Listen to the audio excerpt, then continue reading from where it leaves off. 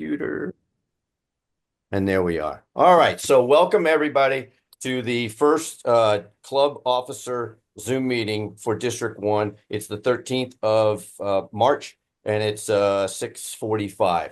And that's going to be about the extent of the Roberts rules here. So calling it to order. I'm going to do a little bit of roll here. So the 107, I did have Brad Williams here.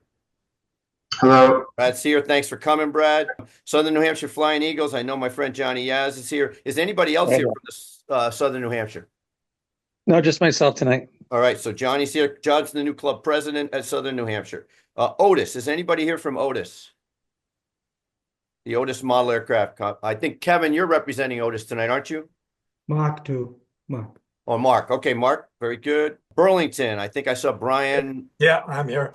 Is it Rosen? Is that how you pronounce the last name? Rawson. Rawson. Okay. Thanks, Brian. Thanks for being here. Flying Tigers. Did Paul make it yet? He said he was going to try and make it. He is. Paul, videographer. Paul, hello. No camera. Okay. Good to see you. Long time no see. Paul and I were at the indoor flying today. Central Connecticut. I think I saw Michael. Pronounce the last name for me, Mike. Labriola. Labriola. Okay. Thank you very much for coming. Charles River. Adam Smith. Is Adam here? There you are. Hi, Adam. Hey, folks. Adam Smith and Mike Whidden as well. Okay. Okay. Okay. Good to see you, Mike. Thanks. Yep. Thanks, Darren. Thanks, all. All right. Fremont Flyers. I see Wayne there, and we got Doug there. We got me here. RC Prop Busters. Ed Demings here. Excellent.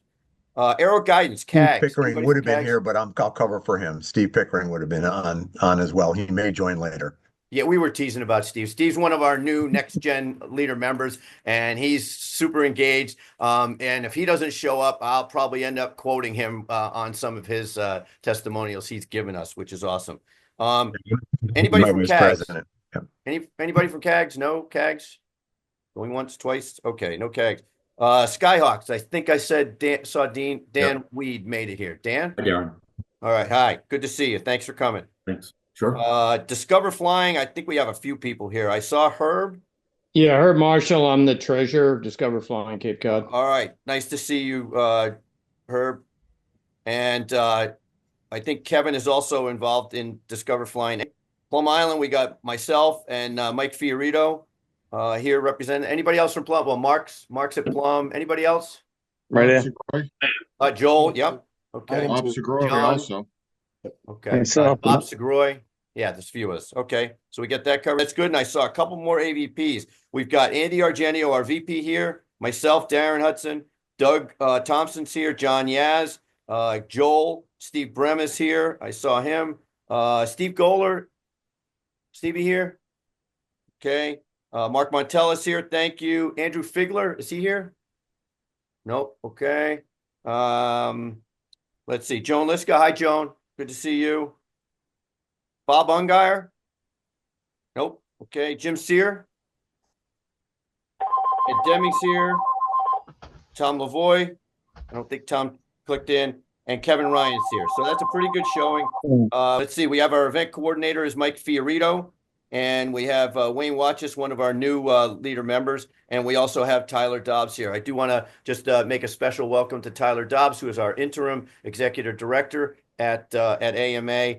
Tyler and myself and Andy in particular have a 4-year plus relationship through government affairs work. And we always mention Tyler as being one of the most collaborative people we work with at headquarters. And so we're really happy that he showed, just for the fact that he showed up to this meeting. That's who Tyler is. Well, thanks for having me, guys. He I'm listens. glad to be here. And he works with us, and we see productive activity through collaboration. So we're trying to spread that idea throughout all of you. So, all right.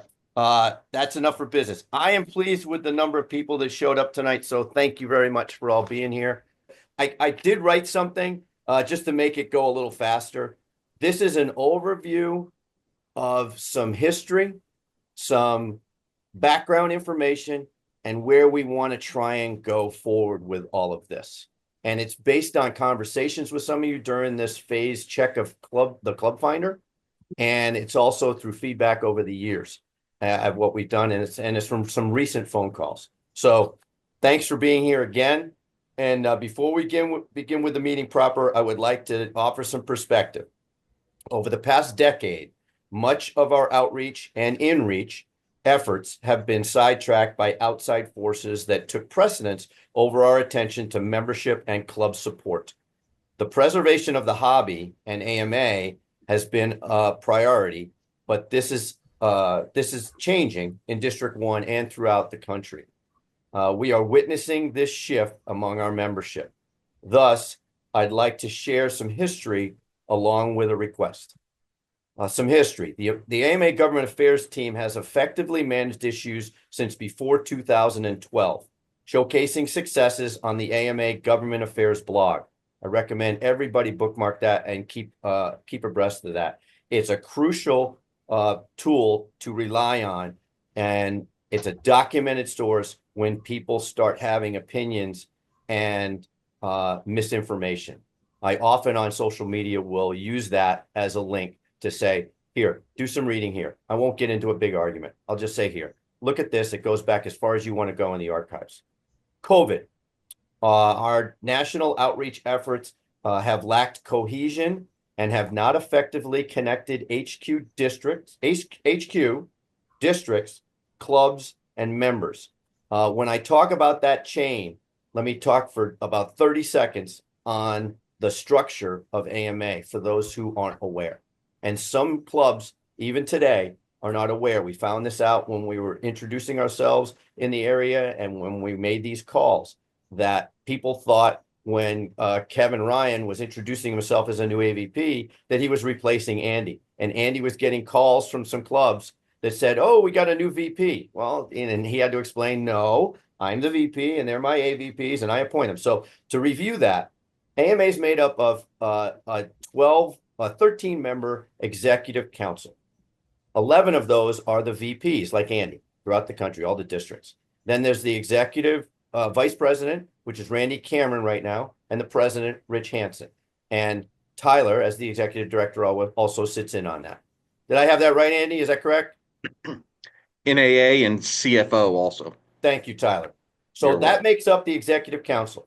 Then the district VPs in charge of all the regional districts, they can appoint AVPs like those that you're seeing here tonight.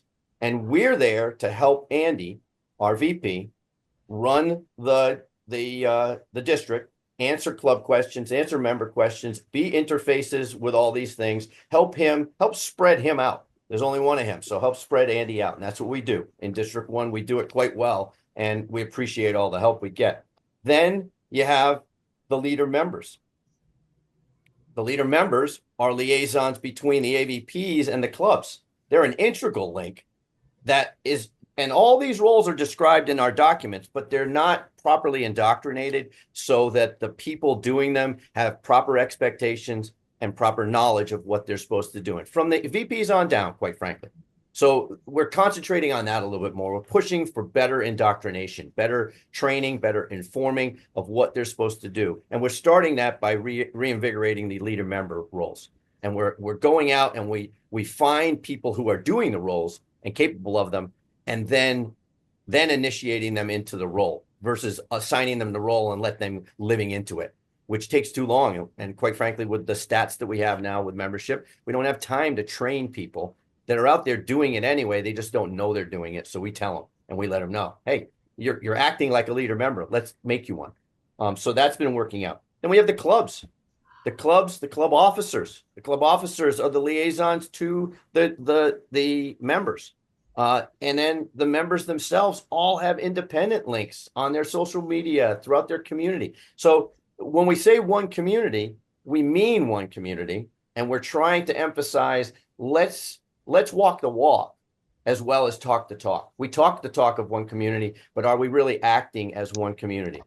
And all of us at this meeting and all of us who enjoy this hobby under the Academy of Model Aeronautics are all members. So we get a kick out of it when we go to meetings and say, oh, are you from AMA? Yeah, just like you. And just like that guy and that person and that woman and that man and that boy and that kid. Everybody that's a member of AMA is AMA.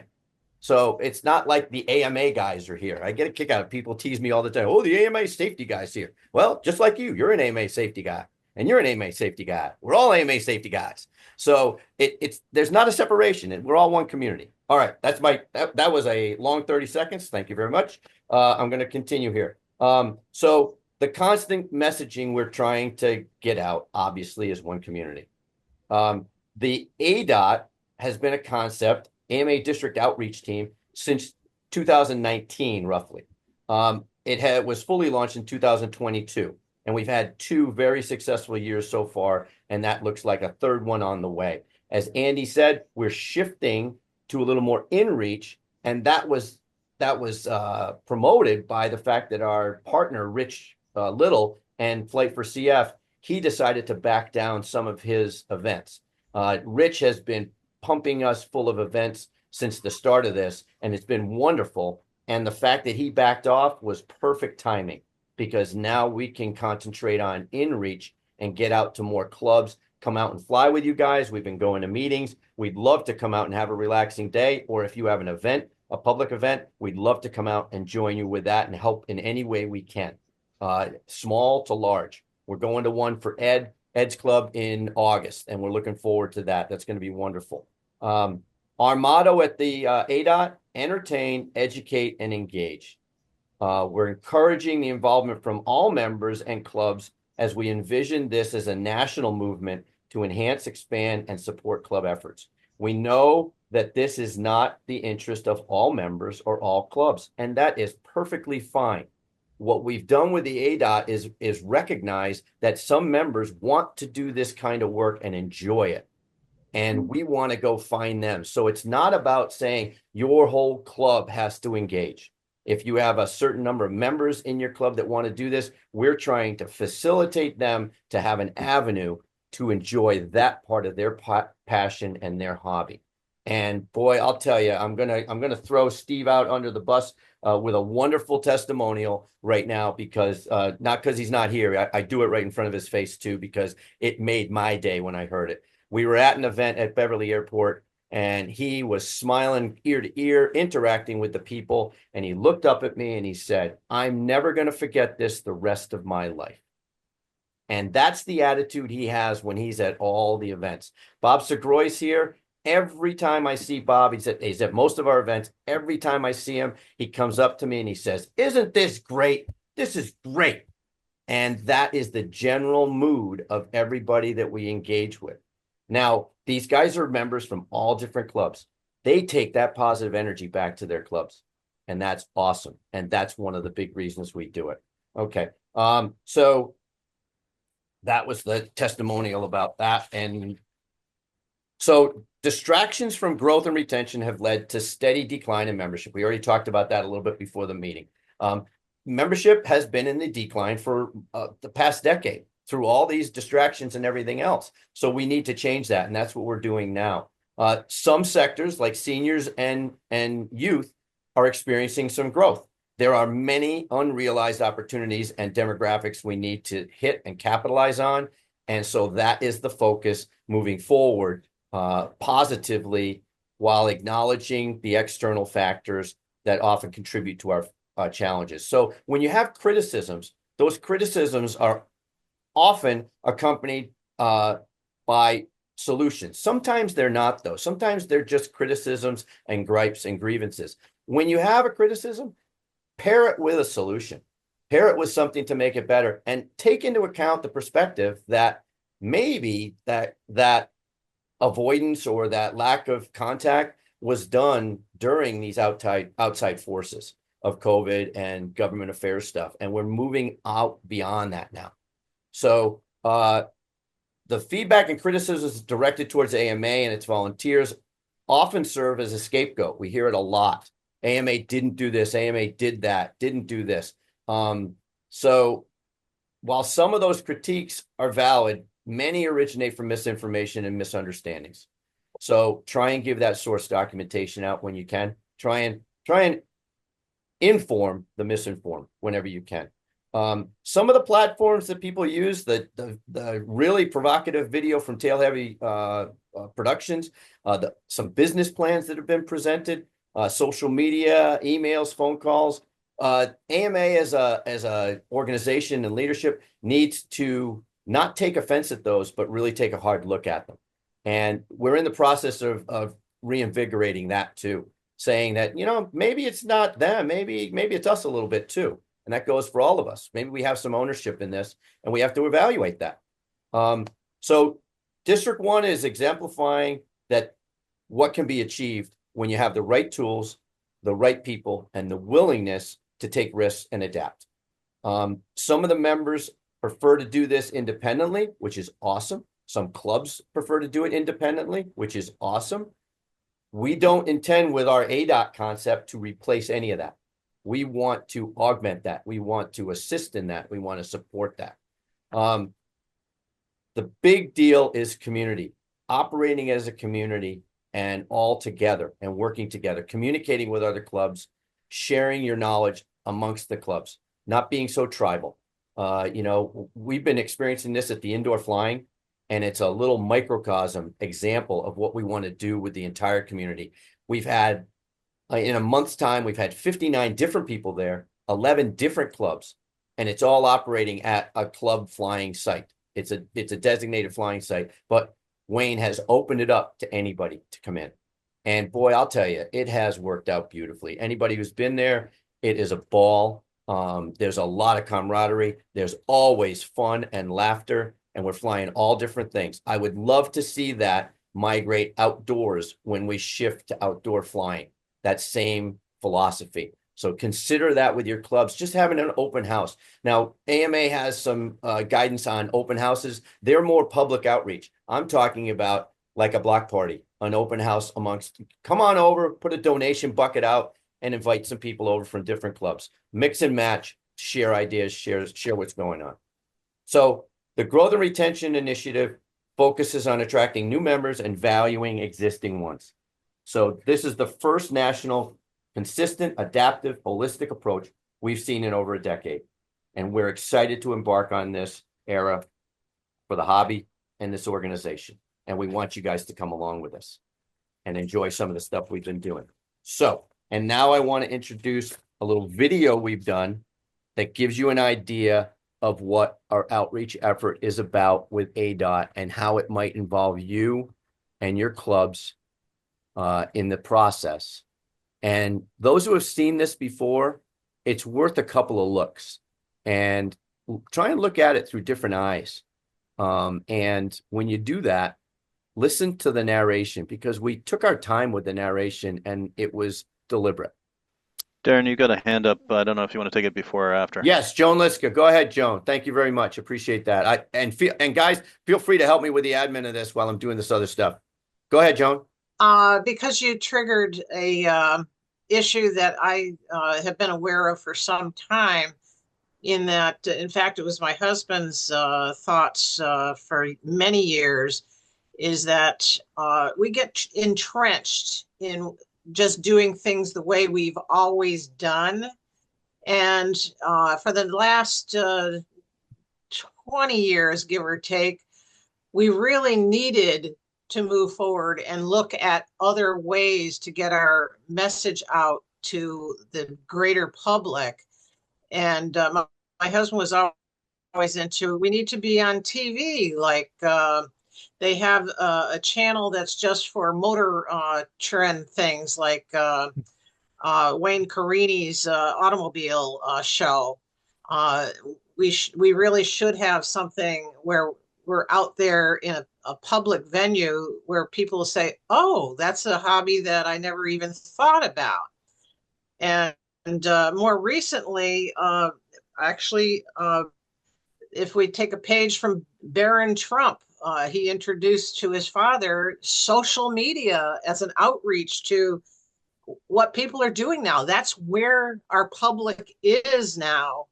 If we could use those other kinds of media to let people see, hey, there's a whole hobby out here that has all these different aspects between jets and aerobatics and waterplanes and drones and all the warbirds, which is what we're into, that it could excite an interest that then they will reach out to us and want to consider joining us. Great segue, Joan. And that was not scripted, folks. Great segue, Joan. This is exactly where we're making the moves. What you're about to see is a 4-minute video produced by our buddy Doug Thompson. And Doug and I worked on this type of thing. Doug's got some great skills for video editing.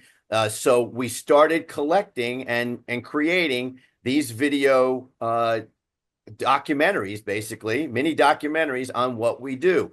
These are all shareable on social media, on all of your personal feeds. You can grab them and go. Please do that. Please use them. That's what they're here for. They are part of our tools to do that with. So, Karen, before you Cue it up. start, what's that, John? before you start, can I just elaborate on something? Yep, sure. Go ahead. Yeah, so we have a bunch of different clubs here, and Darren's talked about the PR, the outreach team and what it does, and you're going to see this video that. But just keep in mind, like, opportunities come to clubs that a school approaches or somebody, and if you can't be there, that's the whole point of the outreach team, is we can help each other club when they don't have the retired person that can go at 2:00 on Tuesday. It's tomorrow or the next day. That's when you reach out to the outreach team. Great point, We're a John. whole bunch of people that are a resource to you guys. And we've had clubs also be approached by media and the news or a local TV show. Bereka was chosen, and they just jumped in there. They didn't really know what to say, and they started talking about crashes, because they weren't prepared for it. And that, when we saw it afterwards, we're like, oh, you should have said this. And they just didn't have that experience. So reach out to Darren, reach out to this group.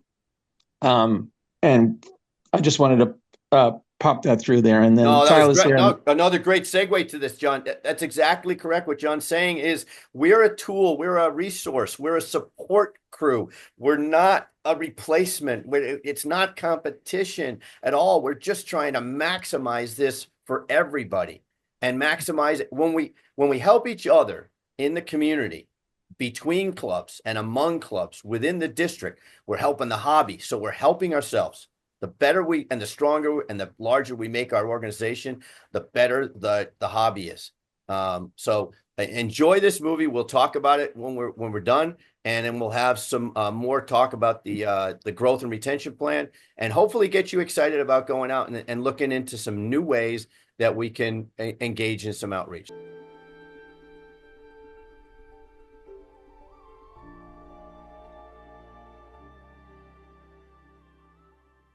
Hey, Doug, thanks. All right, guys. Sorry if that was choppy for you. That's a problem with Zoom, and it's something we have to try and work through. But you get the gist of that video. I would highly recommend go viewing it on your own from the website, if you can. It'll be a little bit better experience for you when you do that. What are your initial thoughts on that? I thought the video was fantastic. Thank you, Paul. Any other comments on it? Any good and bad? I mean, we want to hear feedback. Is this a tool that you feel you could use to a community person, or somewhere, like Joan was saying, somewhere outside of your club borders? Is this something that you would send them to? Should you have to share some information on what AMA does with outreach? May I comment? Yeah, anybody can comment. That's what I'm asking for. Yeah, sure. This is Joan speaking. It was I thought, an excellent pull together, talking to within the AMA. It does not focus on the reach out to newbies. We want to attract in newbies. So that's the one element that we need to look at to broaden how we're going to have this message spread. Like, for instance, if I wanted to take a video that we have produced and bring it to a local school who happens to have a program that's involving aerodynamics, I'd like it to be addressed to the public versus within our group about how we're doing this reach out just within AMA. I want to go outside of that. Joe, 'Cause we are doing that, and we're working on specific, and Tyler knows there's programs that'll be designed to address specific areas within the AMA, whether it's for schools, whether it's for people in clubs that want to develop their membership. Here's the package, here's the knowledge base that you need to do that. So that's part of going forward. The video you just watched was to really introduce what the process is that we're using to introduce much larger audiences at these air shows to what we are doing and what aero modeling is all about and the AMA. So those tents and those pop-ups at STEM programs at the airports that you saw in this particular video here, those were all the kinds of activities that the district is doing to bring a wider audience awareness to a much broader segment of the population that we can't get at a local club. But I totally agree with you. There's sets of videos that will show the same types of activities being done at the local level by clubs and what the clubs introduce and offer to the particular people within their community. So that's in the works. Yeah. Andy, I would like to add one more element. If we're talking within our organization, yeah, we need to light the fire under each and every club to let them understand with the reduction of membership, then AMA could get to a breaking point where it's not bringing in enough money to afford its overhead, including the insurance program, which is key to our ability to fly our models. Without insurance. Exactly. That's what this is about. That's what we're doing. But I think we need to get that point across. And I didn't see any reference to that in this video.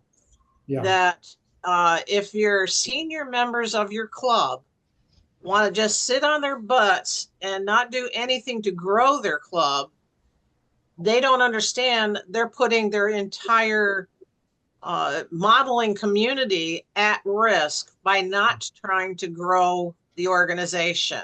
Yeah, that's I what would be very careful with that, Joan, because literally, people would run with that saying, "Oh my God, the AMA's in trouble" or whatever. So, I don't even think we're at that point yet. But that's something for us to consider. Obviously, the membership development and retention program is what we're putting that all forward with. So as we all start to participate in the values of that program, as we start to utilize the assets and so forth of the program, each of the different segments of our community will have tools available to them to do better of what you just talked about, Joan, to be able to bring those things forward, whether they're through our social media interaction, our videos, our locations where that stuff is easily accessible. But all of that is part of this process. How do we grow the membership? How do we grow retain the current members that we have in the AMA? So yeah, Andy's right. You bring up some good points, Joan, in that this one video is not going to be a catch-all, but this is an excellent start. If you remember, Darren mentioned early on that retention was a big issue within AMA. And what we have found is that if we can get those new members associated and affiliated with an AMA club, that retention rate goes way up.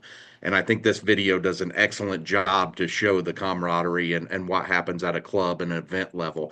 And if you join AMA and you're just flying by yourself in your backyard, that's really where the retention's going down. You're not learning anything new. You're not seeing all the disciplines, all the different types of aircraft. You're not having that camaraderie with others who enjoy model aviation. And I think this video does an excellent job in showing what you could have if you're one of those people who are just flying solo. Go join a club, go participate at an event. But we have identified that there's going to be a need for additional videos in that we need to get people just interested in the hobby. If we have a strong hobby, we'll have a strong AMA, but we will need something that goes out there and says, hey, this is model aviation.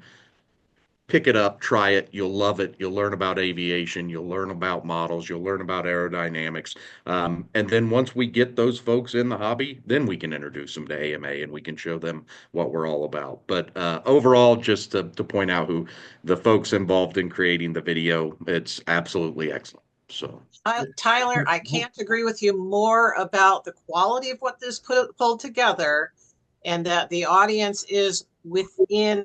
You're trying to get people to come into the hobby and see all the aspects of it. My background is insurance, and if you don't have insurance, you're exposing Sure. your home and your livelihood and everything if you have a serious accident.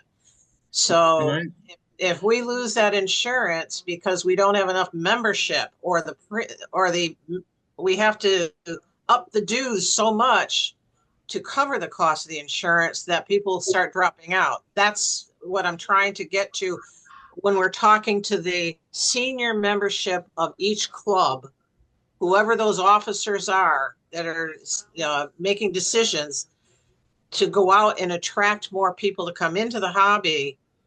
We need them to understand why they have to do that. So we're lighting a fire under them to say, this is in your own best interest to bring in more people. Yes, it's fun. I've enjoyed this hobby for 30 years. And I want it to be spread. I just want to make sure that the people that don't have that fire in their gut of getting out there and bringing in more people, going out there to shows and doing shows is a wonderful thing. It's lots of fun. It's a great aspect. It's the ones that are sitting on their duffs back at their clubs and saying, we don't have to grow this club. I'm just having my good time on a Sunday afternoon. And, Those- and Joan, Joan, I'm sorry. that's exactly where we come in. That's exactly where the interface of the AVPs and the LMs and the outreach team come in to spread and have those more frank conversations that we don't necessarily want to publicize, but we have them at all these at these meetings. We talk about vicarious insurance. We talk about the different forms of insurance that we have. We talk about the impact that this lack of engagement has. We tell clubs that you don't have to engage in this. However, there are costs associated for not engaging. And we see it often at the 12th hour when clubs run into that precipice where all of a sudden now they're losing a flying site or there's chaos. They come to us and say, help me, help me, help me. And we say, well, have you been doing this? Have you been doing that? Have you been doing this? No, no, no, no, no. Well, there's a certain it's twofold, level, Aaron, right? You're absolutely right. There's a certain level of quid pro quo here where we're offering a service and resources, and if you don't take advantage of them, don't expect to last. And that's what we're trying to emphasize with this new revived contact with the clubs and getting out there and talking. So it's not right. It's not just going out there and getting new members and reducing our price someday for, we have a ton more members, or, our dues can go down because the more you have, it's public relations too. You could lose a club, like Darren's saying. We've had clubs come to us and they have nothing. They go out there and they fly, they raise their money and they're happy. And until they have a problem where someone wants to use the field for a soccer field, and they thought that it'll never happen to them. It happens every day. So public relations is super important. As a new president to the club, of my club, and I've been a member and an officer for I don't know how many years, my biggest agenda is to get every member in our club to try to bring a new member, or if not 1, 2, 3, bring 3 kids from your neighborhood this year. And that's how it's going to grow, because it's internal. It's the retention from being associated with the club, and it's going to help our club. Some clubs, Joan, you're never going to, or anybody here, I don't mean to single out, but there's some clubs that just don't want to grow. They can't. They have permission to have 10 members at this field, and that's it. And they don't want any more. We can't force their hand. So it is what it is. But if some opportunity comes up, there's also the issue with, okay, you guys talked before about, out of 100 members, after 2 years, you only have 15 or 20 that actually last. Well, what's that? Why is that happening? Is it happening because financial reasons, or lack of success, lack of instruction, lack of access to instructors? You know, you guys are having all these videos and they're all well and great, but if a kid comes up to somebody and says, "Okay, I want to get involved. Where do I go?" You give them a list of clubs, and the clubs don't have instructors. Yeah. They don't have people who are willing to help them. Yeah. You can get 1,000 new people members this year, and you know, if the numbers are going to keep going the way they're going, you're going to get, you know, 20 people out of that 1,000, and the reason is because they're not having success. Yeah, They're not having you're quality absolutely right. instructors. You're They're right. not You're right. having opportunities. And You're- you know, and I know, if you're not getting any success or moving forward, you're not going to last. And that's Yeah. the biggest problem with this hobby is we don't have a process to get people in and have success.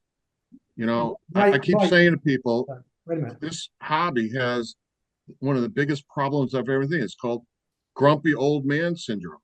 You know, I mean, I've been involved in this hobby since 1968. And I remember when we had 300,000 members, and now we have 100 and something. And, you know, you got to put in a process where people can succeed. And if they're not going to succeed, they're not going to stay. And, you know, the biggest problem I see is people don't have access to the people to help them succeed. You're absolutely right. But what you have to realize, Michael, is that we're putting into place information so that we can provide that to the new member coming in. How do we target that new member to the right club, to the club that's a welcoming club? How do we target them to a club that's flying the types of aircraft that they're interested in flying?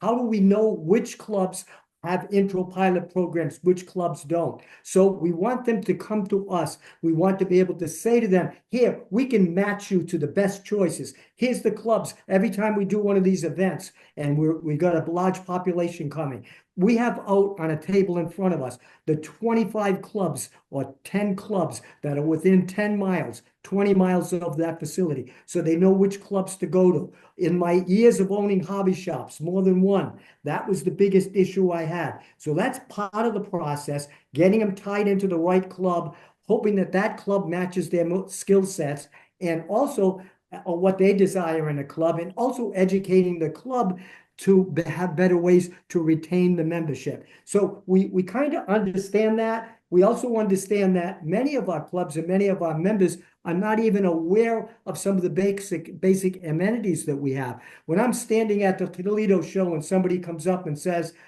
you don't cover us for primary insurance. And I, you know, what's going on here? And I say, well, what do you do? Well, I'm a CD. I said, did you know you're covered under vicarious insurance as a CD, as an EM, as a safety officer? No, I didn't understand that. I never understood what it was about. I said, yes, you are. You are. And anyone given a duty within a club to go out and act as a large model airplane inspector is done. That's one example. Another example, memorandum of agreement. We've had recent clubs that have had issues, and they go and present to the government, and that's fine. They present on their own. We give them ideas.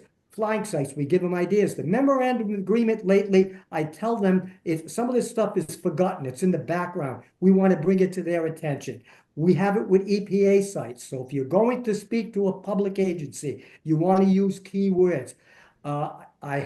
We understand I don't have a right, it's a privilege. And what's the privilege? To meet the mandates you as a public agency have. What is that mandate? A mandate for recreational public use. Who's the best source for that? It happens to be the AMA. Why? We're passive. We don't disturb the ground. We don't leave it in its pristine condition.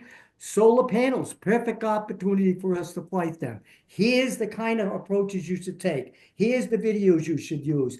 Many times, I find clubs don't realize we're a resource.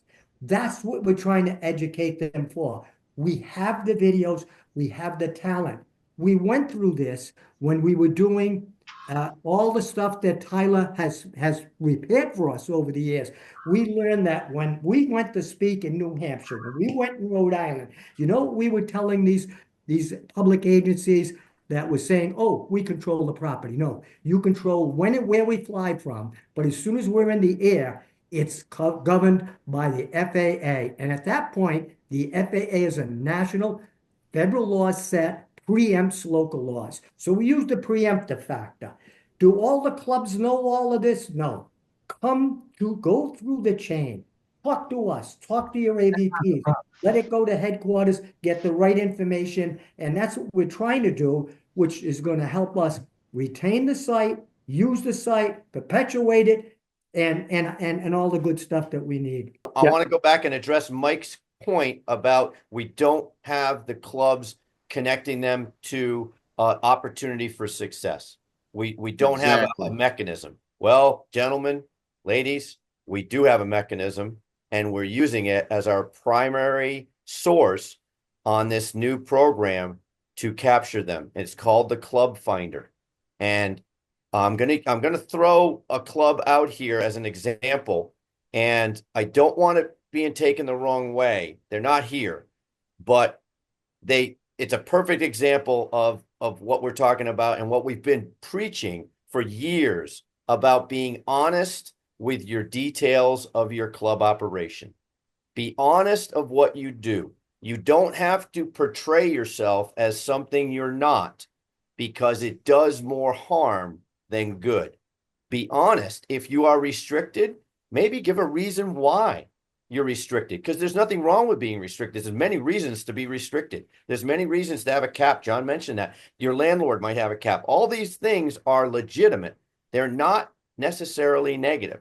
So this Old Timers RC Club right here, if I go into details, and there we go, right here. Pilot instruction training, open membership, guest pilots welcome, general public welcome, AMA membership required, club sponsor required. Out of that list, having talked to this club, 2 items are true. The rest are false, based on their needs, their desires, their requests. AMA membership required, club sponsorship, I'm not really sure what that means, required. All these other ones, we called them and they said 2 people have called us within 2 weeks. It's getting a little heavy-handed. If we have a problem, we know Andy Argenio, we'll call him, but we're not interested in anybody coming to the club. We don't want anybody new. So they go in and they put this detail in there in a club finder. That is somewhere where somebody's going to go and look for a club to join. Yeah. If we send them to that club, we are setting them up for an opportunity for failure, not success. So we are heavily reviewing this club finder in District 1, and we're in phase 2 of probably 4 phases. And this is another one. Being honest and talking to IT about rearranging some of the options and the drop downs in this tool to include an option to say, we're not looking for members right now, and phrase it such that it doesn't look negative. It's just a restriction. So in their contacts, they might have that note over here, you know, not open to new membership at the moment, or unfortunately, not accepting new members. However, they could have a website where they could get information about the club, but we don't want to send people to somewhere where they're going to fail.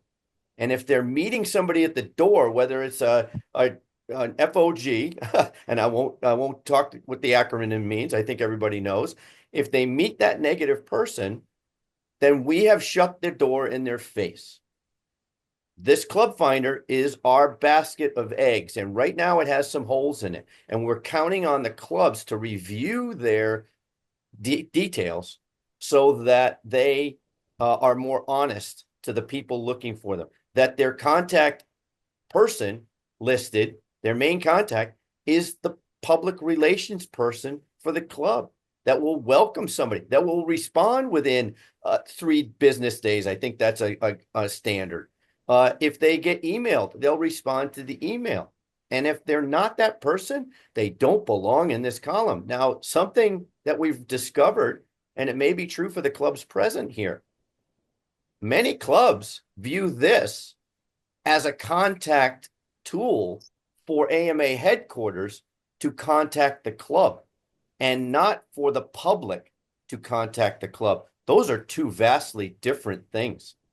And if we have That's a good- if we have clubs out there thinking that that's what this is for, and then we're using it in the club toolkit and the value proposition flyer as the only thing on there for a QR code, then we're setting ourselves up for failure. So we're working on that resource. So if you look at this flyer, which you should see right now, there's 2 QR codes on here. One is sign up now for membership. That's cool. The other one is find a club. And that QR goes to the club finder. And that club finder needs some help. As I just gave you example, we need to make sure all our contacts are going to be really good PR people. That's what that position is for. We don't hold it against anyone that No, doesn't. they can do whatever they want, but just be honest. Just be honest. You know, Darren, you know, and I, you know, Plum Island, Yep. perfect example. Yep. We are a restricted club for a Absolutely. certain type. However, we probably get 50 people, maybe 100 people over the course of a summer interested in learning how to fly. Yep. And we send them to the 6 clubs in the area. Exactly. And they're getting no response. They're getting no response from these clubs.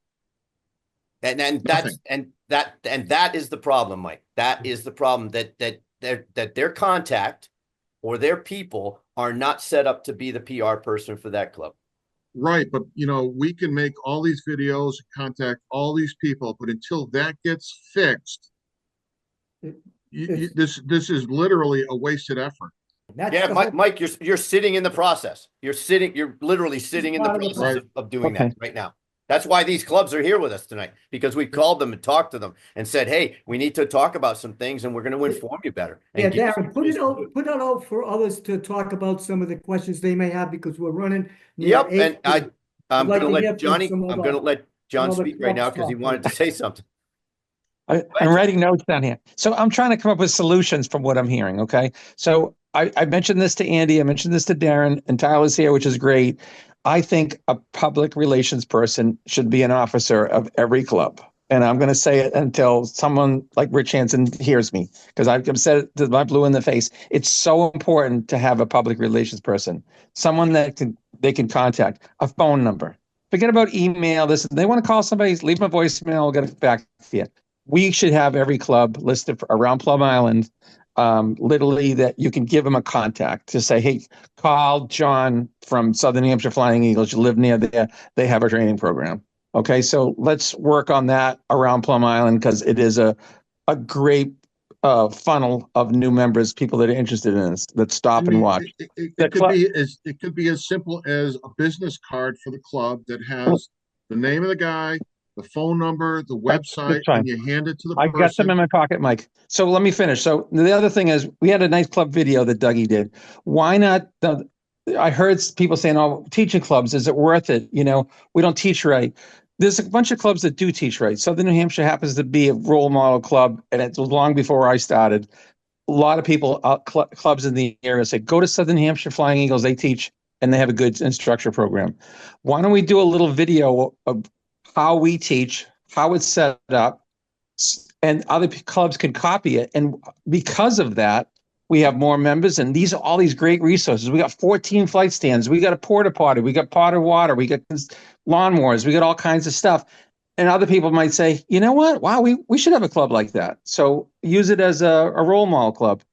The other thing was online flight schools. Darren and I belong to beginner flight thing on Facebook. It's like first time flyers, and there's so much bad information on that page.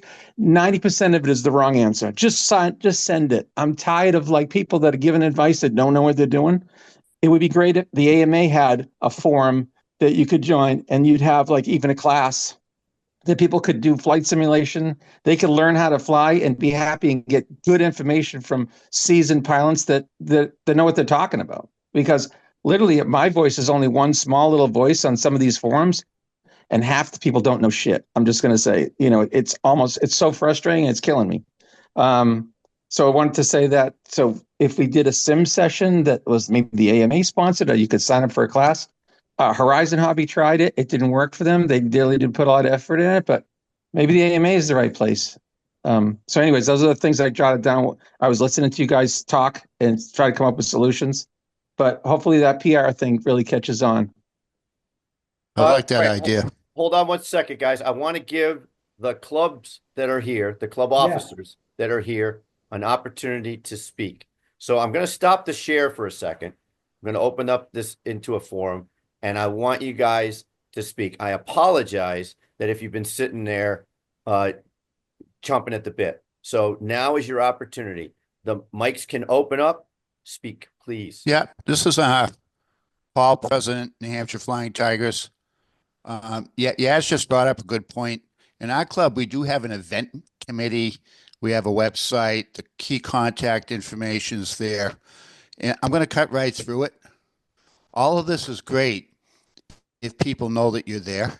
I don't think in these various communities, I belong to 22 Facebook communities. And the idea I'm coming up with is don't wait for them to show up. Let's go out and get them. Let's put a flyer together. We're starting to advertise our flea market in our intro to RC flying in the next week or so. And I do that across 22 communities. That's where most people find us that are interested. And I think we should keep pushing that. Paul, I was at Paul's meeting and Paul said, how can we get out and advertise better and get out into the community? I'm reaching out to 22 communities right now. And I just had to laugh out loud. I said, our work here's done, Paul.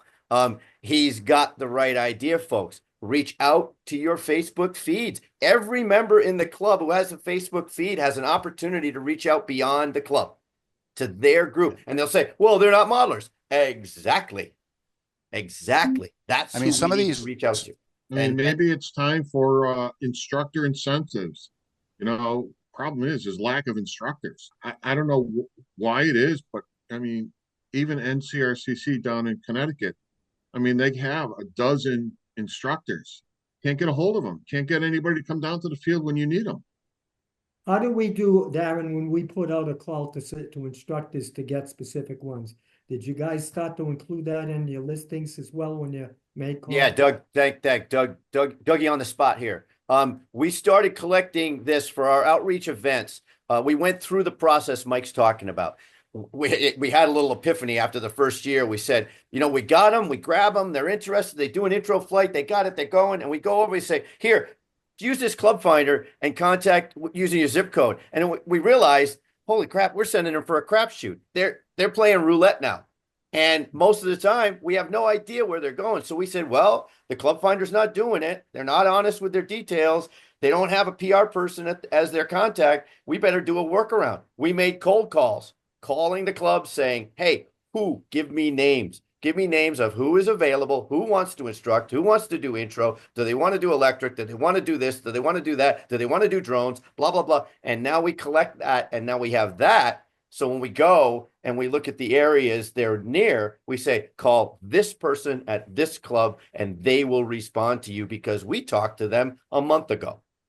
And that's what it's going to take, Mike. We do the same thing in developing our ADOT team. We're out there, and every one of the AVPs knows that they're out there, they find someone that's passionate. Anyone that's on this screen now from a club, and you want to give back and you feel like you want to belong to a group, that's what we do. We look for you, and then we make you a member of that team. So we're not only looking for people to help in even doing the specifics you're talking about, but the people that are going to engage people in doing even more than that. So yeah, all the things that so far that have been mentioned, I'd like to hear some more about from the guys that are here. I got one comment about the Club Finder, and maybe I'm overthinking this, but it's always sort of rubbed me the wrong way. Well, maybe that's too harsh a term, but you're a new person, you use the Club Finder, and when it describes the club, it always says AMA required. I'm not sure that has to be there, only because if I'm a new member, not knowing a whole lot about this hobby, I might look at that and say, well, I don't have AMA. What is that? I'm not even going to go. Yeah, I'm not welcome. I'm not sure that, I mean, the AMA required, that can be in the club rules and explained to the people, but I'm not sure just those two words are really helping things on these websites. Again, maybe it's no big deal, but I mean, if you're an intro pilot, you don't AMA need is not AMA to required. fly to club. right, but I'm wondering if those two words are giving Yeah. the people the impression that they I need. think I think you're making a good point. What do you think, Tyler, on that? Yeah, I would agree. I mean, I haven't thought of it that way, but when you say it, it certainly isn't welcoming. It's putting a roadblock in place from the Some get-go. people might think, some people, Yeah. that I needed to even step on the property. And Never even thought of it.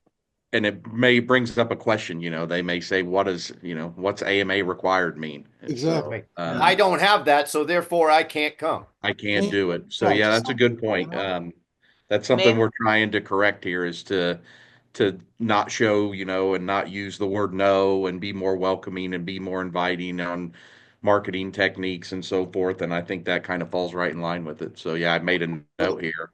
So to Darren, discuss tomorrow. It's an that's a excellent great point, Tyler, and I agree totally. This is Ed Deming from Salem Prop Busters. I totally agree with Bob.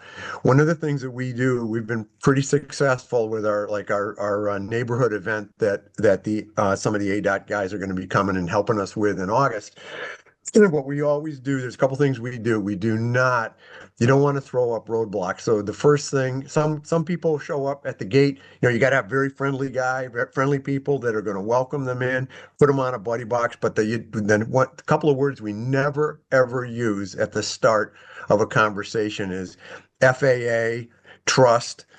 All these other things that comes later. And AMA is certainly a friendly organization, but I totally agree with Bob. Get the fun out there first, and then when they start to get hooked and they like it, then bring on the other elements and help them with how to meet those. Yeah. And I have that's one part- more point, if you wouldn't mind, Go ahead. and that is, you've been talking about a newbie wanting to connect with a trainer. If on the list of the club finder, if you have a specific training date and time that said, if a newbie is interested, come at this date and time and we'll have a trainer there, that may help. Yeah, a lot of the clubs do that, Joan. They put in their instructor program on their website. Monday, Wednesday night is training night. More Yeah. clubs should probably do that. Andy, hold on a second. I think what Joan's talking about, and it's what we're talking about, it's our egg basket. Our club finder should have a field on it that they can input that right there, not their website, not a secondary tier, not something they have to go hunt for, exactly. where they're going primarily. Boom, have I a agree. field there. And the direct contact with that person, not the club. They have 5 instructors. Their direct contact information should be there, not to go through the club and the club calls the instructor and the instructor calls the person and this, that, and the other thing. They should be able to call on the phone. One call doesn't. Hey, how about we ask the AMA to edit those fields so we could put club contact and list the instructors, have multiple fields. So if I call and I can't get a hold of somebody, I can call the next guy on the list. Tyler, you're the poor sap that's the only one here from headquarters, so I hope you're taking notes. These have been pushed. We need a powwow with IT and clubs to talk about the end user experience of that club finder. That's what this is about. That's what all this is about, the end user experience. It's not they think it's great out there. Poor Ilona, I think she thinks that club finder is dandy. She's doing it from a headquarters perspective and not from our grassroots. Sorry. No, I get that. I actually talked to, we have a web discovery phase, and Andy and Darren are aware of this, that will be kicking off here. And I had a discussion with the company's name is New Target. They're based out of the DC area, and the club finder was a topic of discussion as recently as this morning. In that there's all kinds of problems, but it's going to be addressed. So those discussions are happening now. And we want to be part of them, please, just for this reason.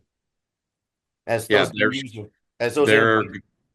to be an opportunity for staff, for leadership, for just the average AMA user that's not part of a club that just wants to go out and fly and not partake in that. And then there's going to be input from non-members as well. So I want to make sure that every aspect is covered when we do this web redesign, and it's not looked at just from one perspective. I feel like that's often the case. That will not be the case in this new version. Thank you. I want to throw out a question because we've been talking about instructors and Ed's point, which is mine too. Fun, flying, smiles, and then let them ask the question, what's next? But everybody flies. That's part of the engagement, and everybody can use the ADOT motto of entertain, educate, and engage. Everybody can use that. Every personal member. I have a question for everybody here. Who can do an intro flight on a buddy box? And people are out there thinking, I can't do a buddy box flight with somebody for an intro. And I said, what makes you think that? Well, I'm not an intro pilot and I'm not this and I'm not that. Are you an AMA pilot? Is it your plane? Is it your buddy box? And are you the pilot in command? Yes, yes, yes. That's your answer. Anybody can fly with anybody on a buddy box and give them an intro flight. Now, so let's talk about what's the difference between an intro pilot. Thank you very much, John. And I'm leading you in. Right. What's the difference between an intro pilot and just every member? An intro pilot really is specific when they come to you with their airplane and they want to fly their airplane. Now that gives you coverage because they sign a waiver that says that they're not going to hold you liable, A, for breaking their airplane, and B, for having an accident with it. The first case where you're just a member of your stuff, you're under your membership and your coverage. The second case is when they come with theirs. I don't have a plane. I want to fly. Come on. We'll use mine. We'll use my trainer. We'll use what I have in the car. Now it's your flight, not theirs. They're buddying with you. You're taking them for a ride. So spread that with your members, because we talk about not having enough instructors, not having enough intro pilots. A lot of people don't feel that they can do that legally. They can. How else will we survive if they can't? I do want to take an opportunity right now for people who have to leave because it's 8:10. I realize it's running a little bit long. Thank you very much for coming. I think we still have, 21 on here. Thank you so much for coming. I hope everyone got something out of this, and I hope you got enough out of it to continue the conversation with your clubs, with your other officers, and pass it along. Because that is crucial to this movement. We are trying to institute and instigate a paradigm shift in how AMA and the membership works. And it is not easy. We have, I think Joan used the word, we have a large percentage of VPs, AVPs, members, clubs who are entrenched in their traditional thinking, and they are stuck in their own footprints, and they have a difficult time getting out of them. It's time to get out of them, whether it's a pinky at a time or a foot at a time, but we have to move into different thinking. And this group that's on this call is really the tip of the spear. And so we have sort of a responsibility to take that forward. And we're asking the clubs that are joining this meeting to do that, and the AVPs and the LMs on here. We're the ones with the enthusiasm and the vision and the courage to do things and try things and fail if we do, and then regroup and readapt. So help us spread that to the other clubs and have a community effort to this. Invite other clubs over to your clubs, have them come fly. Share this information, share the website, share the resources that we have, share the new value prop, the new toolkit. Does everybody know where that is? If you go to our outreach page on the website, it's right there under the toolkits, and all the stuff that's migrating from headquarters is that it's populated there. It's easy to find, easy to share. Tyler, how many members about are we losing a year? Is it about a few thousand if we've dropped? Or? Last year is around 9,000. 9,000. So that tells you something. This is so important. And Joan brought it up in terms of we want to continue to be able to provide most of the amenities. We're looking at ways to cut costs, and at headquarters, do we go with digital magazine? I mean, all these considerations are coming up because we would rather continue to provide the value, the benefits, the services that we do. But in order to do that, we've got to impress upon the clubs the need for us to be more open, to be more to be able to attach ourselves and at least make ourselves available to the people that want to get into the sport. That's why we've opened up that big process of hitting a larger audience all the time. Not the 5 Cub Scouts that you bring to the local club, but why this year we'll do that big event in New Hampshire, Thunder. We'll have a big presence there. There's 135,000 people coming. We want static displays. We want to set up tents for indoor flying. We want a bunch of simulators, and we'd love any clubs in the area to come and share in that. Put their banners up, put that up, and allow us to help to get more people introduced to the sport. Yeah, the opportunity's there. I mean, I'll mention that we lost 9,000 last year, but we gained 12,000 just through Google ads that, someone clicked an ad and joined AMA for the very first time. The problem is, out of those 12,000 that we're gaining every year, the retention rate is not there. We're not doing something, and AMA as a whole is not doing something to keep those individuals. They have an interest, they want to be part of what we're doing, they're signing up, they're joining, and along the way they're losing interest, or they're not getting help, or whatever. And what District 1 is doing to try to correct that is an absolute excellent start.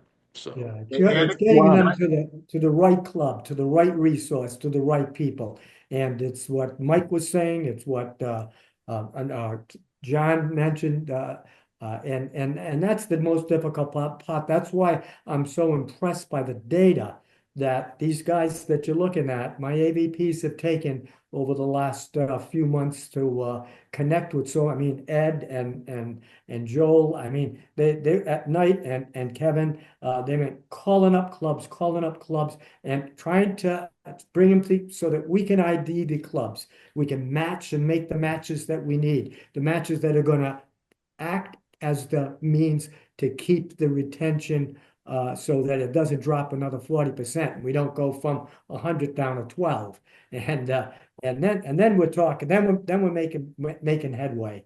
Otherwise, it's going to be tough, because then we start dumping into our reserves. The AMA's got quite a bit in dollars. I won't mention amounts, but there's a good amount of reserves. But every time we tap in, that's not what we want to do. We want to be able to have us be able to be at least be going in a positive direction. Yeah, I was thinking. I think Joel said something in the chat about like retention, like lowering the membership. But I was thinking about life membership. At this point in my life, I'm not sure it's worth it.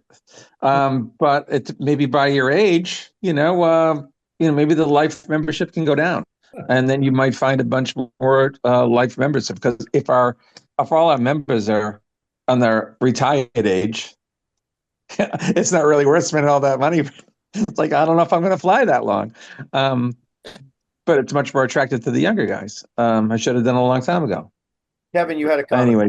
Can I mention just something here, being relatively new to the group? I mean, with a business background, I look at the retention issue here more important than the new members. And I can make some comparisons to the restaurant industry. Living on the Cape, restaurants open, close on a regular basis, they turn over. The number of restaurants that survive is very similar to what you're talking about here over a 2 to 3 year period.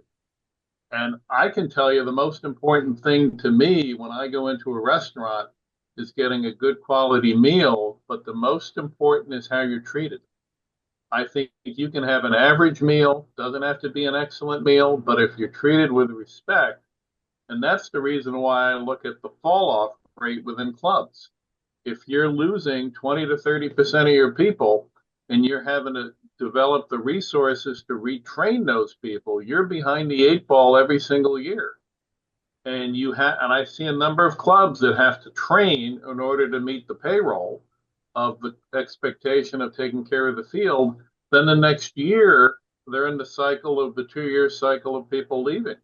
Go ahead, I Bob. think the most difficult part of the whole scenario, and it's being met, is getting them to the club. So we're getting them to the clubs, and that's where it breaks down. They're simply not having enough fun. In other words, if they were having maybe enough fun, maybe that's the wrong way to put it, but then the retention would be easy.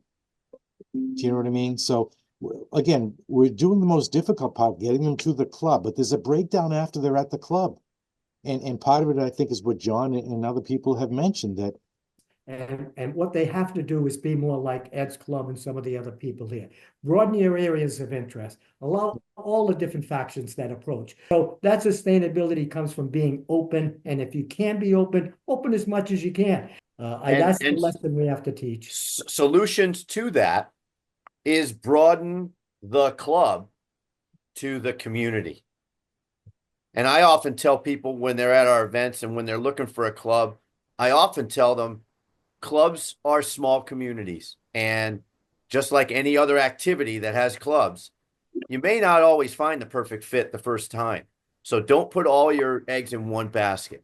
For anybody who's attended that indoor flying lately, Paul will attest to this, and Doug will attest to this. We have a community going on inside an indoor soccer field. Absolutely. And it is unbelievable. There are we had 59 people in 11 clubs there over a month. And you wouldn't have known that we weren't all lifetime members of the same club. And that has to spread outdoors and to all the different clubs so that we have this mix of people with ideas and different philosophies and can tell their stories and their troubles. Ed, I think you said you have some club members come in from other clubs and you're sharing experiences and you guys all learn from it. And you say, wow, we had that. So you realize you're not alone. And you realize we have several from Massachusetts that come down regularly. They'll camp overnight. That's a couple of times during the year. They come down for our events. We try to get to their events as well. And a number of members that are members also of the Swamp Flyers, 2 or 3, maybe sometimes even 4 clubs. And when I was talking, I don't know if he's still on the line, but Mike Labriola had a great idea that some clubs do with potentially looking at, if you've got multiple memberships, that you have a primary club and maybe you give a 10% discount if you're joining a secondary club. We haven't done that yet, but that's an interesting idea to think about. And they're thinking about doing that in Central Connecticut. Co-ops have been brought up before. Same idea. We have a primary club and then you have a co-op option membership. Joel, I'm throwing Joel out because he put it in the chat. Sounds like making of an AMA rewards program. And I think that feeds into a little bit what Kevin was saying is, the treatment you get at these restaurants, they offer rewards programs sometimes. What's in your wallet? A rewards program is a neat concept that could tie into what John was saying is, for us, a lifetime membership, it's basically a donation. But if you give me another type of perk that might give me that advantage, okay, that might be something to talk about for retention, a rewards type. One of the things I wanted to mention, I said it in a sidebar to Tyler, but I think it may actually apply here. One of the focus areas that we might have is actually helping people find really good instructors that are welcome ambassadors to the hobby rather than having a club-centric search with Club Finder. I would imagine a new person would be better served by knowing, well, who are the instructors that are highly rated, personable people, willing to teach near me? And then I will go drive to where that person is rather than, I don't really care what club they're affiliated with. I just want to find the right people. They'll be affiliated with one or more clubs. And then maybe one of those clubs, once they've earned their wings, they'll join a club that's near them and they don't need that instructor anymore per se, but at least they've been welcomed by a great ambassador. So it's just a potential mind shift to cultivate that list of really qualified, personable flight instructors who actually want to welcome people and teach them how to fly. If that was available, We send people to that list and they'll go ahead and eventually find whatever club they want, but it's much less important how welcoming that club is once they're already hooked in the hobby because they had a great mentor to teach them what to do, or multiple great mentors. Anyway, that's all I wanted to share about that. Actually, Joel, that is the generation of the process we're in right now, because when we call these clubs and identify that spreadsheet Doug had, when we talk to those instructors, the follow-on question is, are you willing to travel away from your club to go meet somebody at a park, at somewhere, meet them on their ground? The same idea. And calling them an ambassador. I was a Horizons ambassador. John and I both were in that program. We were ambassador and flight coaches. Same idea. It kind of drifted. I don't know where it went. It was very good idea. It's how I met some people. And if we could adopt something like that at AMA, I think it would be fantastic.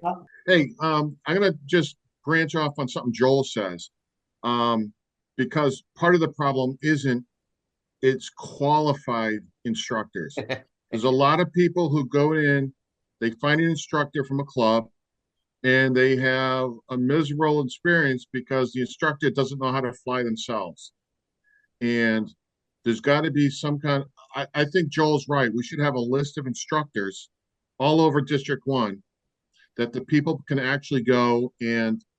Yeah. But I think that emphasis is important. You need the ambassador. You need someone who's qualified. You need somebody who has the equipment and the time. You need somebody who has the smile on their face and who's going to do it right, and who's qualified to do the flight instruction. We might want to set up a system where instructors, when they're done instructing with a student, they do just like we do with school teachers. They give them a score.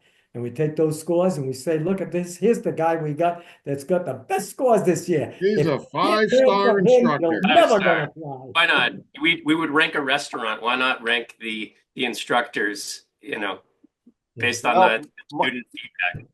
We were talking about an intro pilot program, an app. That might be the place to do it. Same app, rate your instructor.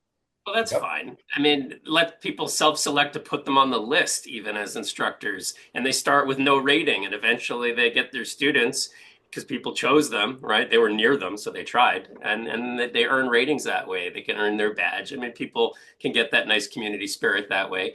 There could be incentives that don't involve real dollars, like they earn membership credits, through the AMA to keep themselves flying or something, or something for their club. I mean, which is more giving than not. Like, I don't need anything, but if I could earn something from my club as a result of some volunteering that I'm doing, that's a great way to give back to the community. I don't think that list is shared from the AMA. It's just something that maybe it should be. It's not. I'm suggesting it is. I'm suggesting it be searchable. People find it based on their location and also overlapping with where the instructor is willing to drive. So when they do a search for a certain radius, it's miles near me that intersects with an instructor who's willing to drive into my region. So it actually catches a wider net that way. Actually, a question on that. Go ahead, Steve. Yeah. So the whole willing to drive thing, that's fine and dandy. The flying site itself, how are we going to rectify that? Because, I might be hitting Southern Massachusetts, all of Rhode Island, the Cape.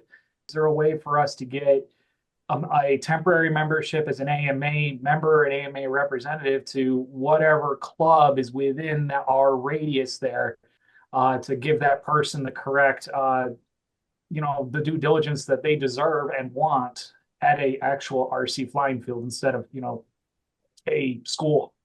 That's where the community spirit comes from, Steve. To answer Joel, that should absolutely be a drop-down menu on the Club Finder. Boom. Introductory pilots. Whammo. Where are you and where do you want to go? Should be available right there on that tool. To Steve, communication amongst the different clubs within the community that this is a thing, and a way of introducing those instructors, traveling nurses, traveling instructors, and a way for those clubs to accept those. And you have a list of those accepting clubs. Yeah. The good thing is if somebody finds a club because they travel to it, accept it. It has to be a situation where the club itself opens themselves up for that, and that's their decision now. And so that would have to, that's got to be part of that Here's process. the benefit. If the club is accepting of a student with a traveling instructor, they went to that club because it was a good fit for the student to get there. That means that the student might actually want to join that club. Yep. As they learn how to fly and say, yeah, this is the hobby for me. So that could bring a new member to the club, even though they didn't have a qualified or a 5-star instructor pilot to get somebody to help them. So it's just a carrot even for the club to say, hey, open yourself up for these students to come, because you're going to get people even if you can't train them yourself. A lot of that you're talking about will come up in the next week or two when we get involved with the new people that are doing the design work for our website. So they've been jotting this stuff down, and some of the things you're just talking about is certainly going to be part of that. Tyler feedback. Tyler left here with notes, guys. And that's the reason we know that Tyler is the right man for the job of the executive director. He came here to get insight, and he's bringing the insight home with him. And Andy and I will make sure he remembers that insight. And that's how it's supposed to work. So we had a voice tonight, and you used it, and I appreciate it.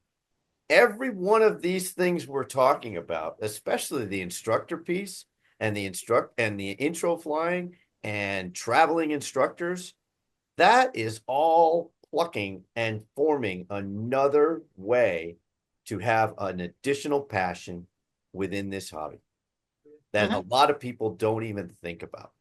The ADOT experience is my passion right now. I didn't think about it. I got IMAC plaques on here, but I was doing that. But now I get more enjoyment out of flying a UMX trainer with a kid at a show, seeing that smile, than I do flying a $7,000 jet. So those passions change and they fluctuate, and we're just trying to open up opportunities for those. Somebody said the word opportunity. Mike was saying opportunities for success. That's an opportunity for success for the longtime member. And Joan, I just texted Tyler to add on the traveling instructor to the ambassador piece.